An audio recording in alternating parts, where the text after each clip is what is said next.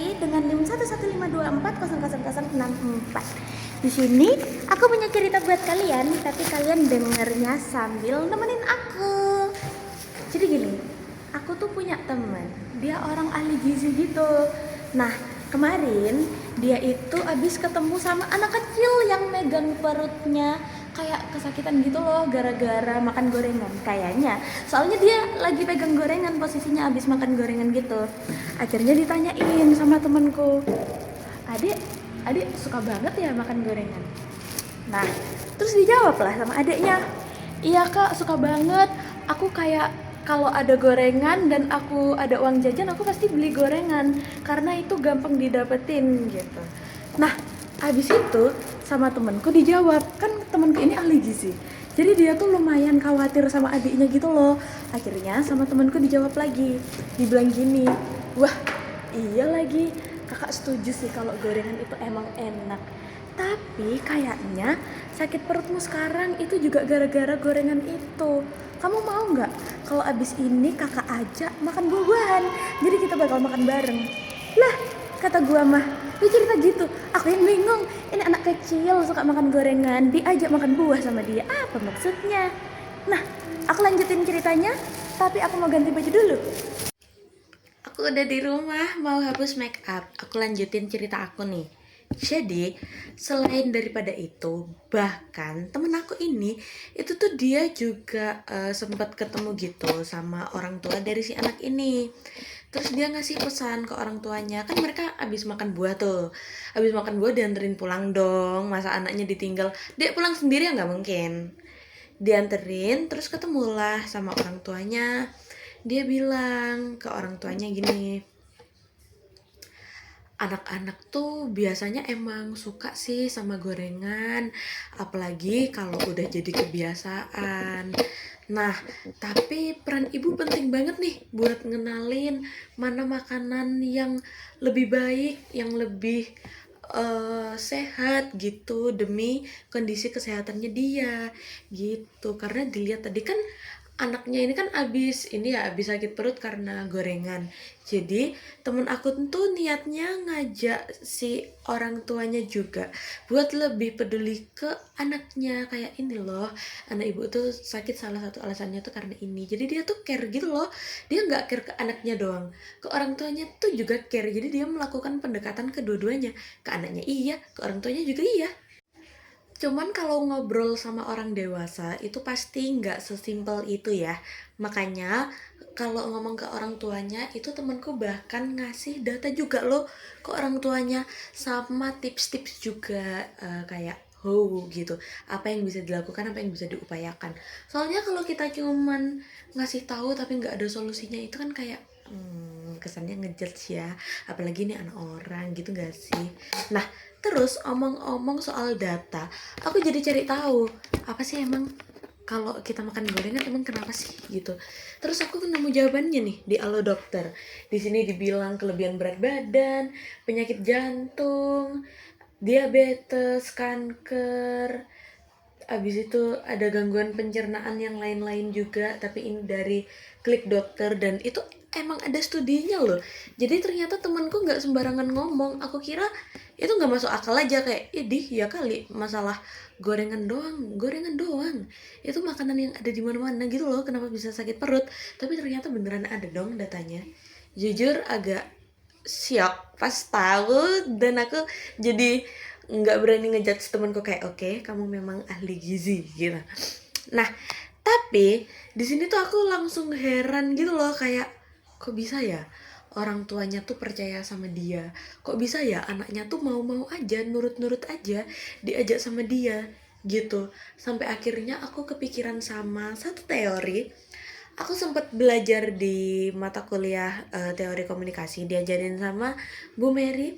Aku belajar satu teori, ada teori yang namanya retorika. Sini. Seret.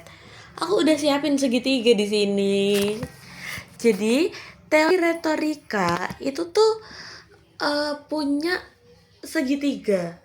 Jadi dia punya 3 sisi gitu. Ada patos, ada etos, ada logos gitu. Nah, kita bakalan masuk ke sesi yang pertama dulu. Nah, sebenarnya kalau dari apa yang aku ceritain tadi, aku tuh bisa paham sih kenapa kok anak kecil ini nggak berontak, bahkan orang tuanya itu bisa menerima juga gitu. Nah, setelah aku cermati lagi, menurutku ya, temanku ini jago banget, dia itu menyesuaikan pesan. Jadi dia itu menggiring pesan sedemikian rupa biar goalsnya itu bisa kena gitu. Sebenarnya dia simple aja, bisa ngomong kayak, ih gorengan itu nggak sehat tahu, sakit kan perutmu jadinya, jangan ya gitu. Dia bisa aja sesimpel itu sebenarnya, cuman dia malah memilih yang lebih ribet dengan ngomong, iya sih kakak paham, gorengan itu emang enak banget, kakak setuju, tapi perut kamu sekarang sakit kayak bla bla bla yang aku omongin tadi di awal. Dia tuh memilih jalan yang lebih ribet gitu loh. Tapi buah baiknya dari jalan yang ribet itu tadi, jadinya ya si anak ini tuh nggak merasa dipojokin, terus egonya itu nggak sakit gitu. Begitupun saat dia ngomong ke orang tua dari si anak ini, orang tuanya itu ngerasa kalau ke anaknya ini kan lebih kayak, ayo coba makanan lain yang lebih sehat gitu. Tapi kalau ke orang tuanya itu lebih kayak, saya butuh loh peran ibu di sini buat ngebimbing anaknya, buat ngasih tahu anaknya, buat ngajarin anaknya ini termasuk sehat, ini yang termasuk nggak sehat gitu. Jadi dengan isi pesan yang berbeda, tapi tujuannya itu sama, sama-sama buat em, selangkah lebih maju menghindari ketidaksehatan gorengan gitu. Tapi isi pesannya beda gitu loh. Kayak ada penyesuaiannya gitu. Ke orang tuanya gini, ke anaknya gini, isi pesannya diubah tapi goalsnya sama. Hai, maaf teman-teman, tadi terjadi kesalahan. Ini aku lupa menampilkan segitiga ini. Tadi aku mencari-cari di mana segitiga aku.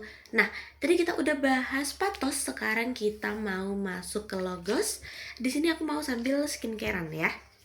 Nah, jadi kalau misalnya kita ngomong sekedar ngomong aja, itu mungkin bakal jadi gampang ya, kayak ya udah ngomong, apa susahnya ngomong gitu.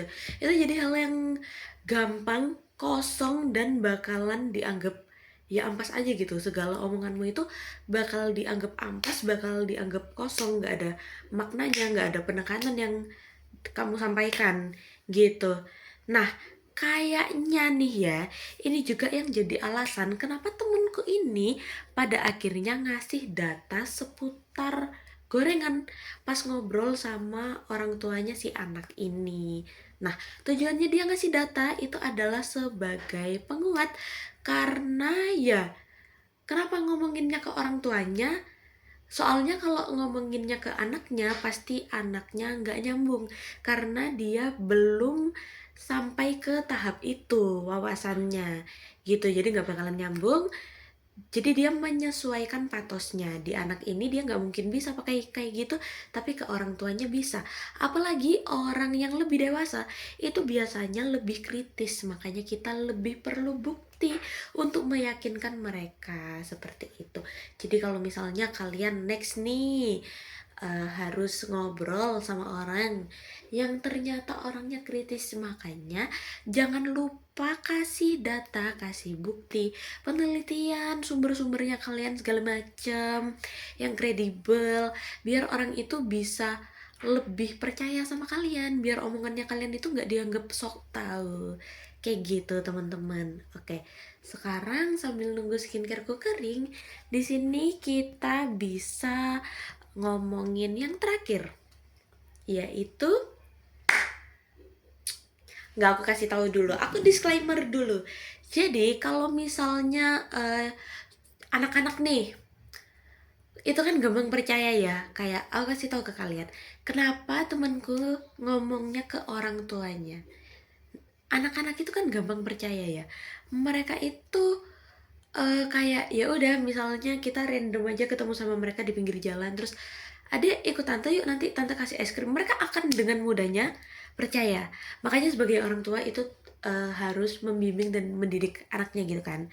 Nah, tapi temenku ini bahkan ke orang tuanya itu bisa berhasil gitu loh.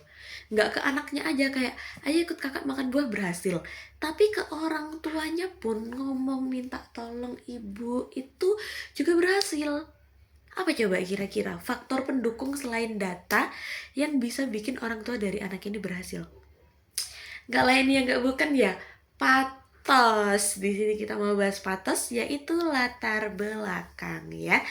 Jadi aku tuh punya feeling ya kalau orang tuanya di sini itu mudah menerima karena ya secara temanku ahli gizi dan mereka tahu kayak itu kan dalam satu perumahan itu ya tahu kalau temanku ini adalah seorang ahli gizi gitu.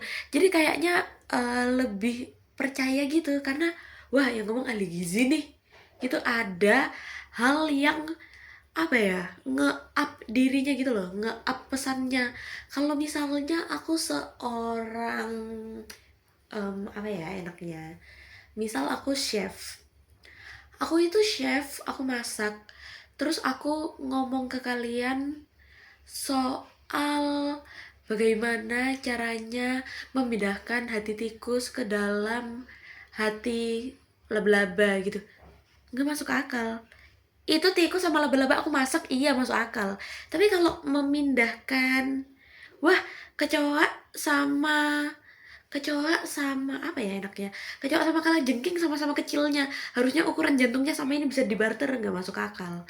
Aku nggak ada penelitiannya, aku juga bukan orang yang ada di bidang itu, jadi omonganku bakalan dianggap kosong, orang juga bakalan lebih nggak percaya sama aku kalau dibandingin sama yang ahli. Orang pasti lebih percaya sama yang ahli dong daripada yang enggak, ya kan? Iyalah, misal aku seorang apa ya, misalnya aku adalah orang yang jago dalam matematika tapi aku nggak bisa bahasa Inggris, tapi aku ngomong ke kalian, aku ngomong kayak, bu saya mau ngajuin bahasa Inggris, nggak percaya dong. Kecuali aku ngomongnya, bu saya bisa loh bantuin ibu kalau lagi kosong gitu ngajarin anak-anak matematika, pasti lebih dipercaya karena ada latar belakang yang kredibel di sana. Seperti itu ya teman-teman, mohon diingat ya. Mind blowing banget ya retorika ini ternyata, ya ampun. Setelah mempelajari materi ini, aku sekarang kalau ngobrol sama orang atau lagi lihat orang bicara, aku suka banget perhatiin metodenya mereka gitu. Karena menurutku retorika ini sangat ber berapa ini? Sangat ada hubungannya dengan kehidupan kita gitu loh teman-teman. Jadi seni retorika itu antara lain tidak bukan itu bisa disebut persuasif. Jadi dia itu mempengaruhi atau meyakinkan audiens. Seperti itu. Nah, bahkan buat sekedar gorengan yang ada di cerita ini itu juga punya tujuan loh. Tujuannya ke orang tuanya itu untuk minta tolong bu bisa dong gitu. Tujuannya ke anaknya ya kayak menarik anak itu, ayo kamu aku ajarin hidup sehat gitu. Ada tujuan dari setiap apa yang diungkapkan. Jadi ngomong bukan sekedar ngomong, kita di sini punya tujuan, kita di sini punya alasan kenapa kita membicarakan hal itu, dan ternyata semua itu bisa diatur dengan beberapa metode. Kayak gitu. Sekarang aku mau pakai moisturizer. Habis ini aku mau pakai apa ya? Ini udah langsung tidur. Nah, tips biar etos patos logos yang bisa kita pelajari tadi, yang udah kita pelajari tadi itu bisa beneran mempan, itu jangan lupa perhatiin konteks sama waktunya juga teman-teman.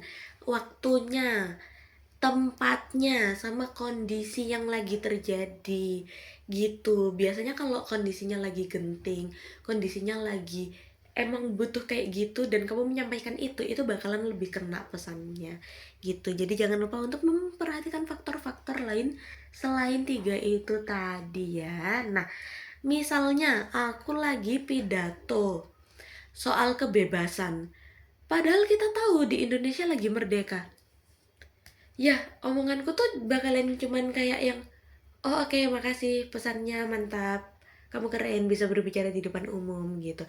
Coba kalau aku ngomongin pidato tentang kebebasan ini pas kita masih dijajah, Contohnya Bung Tomo deh.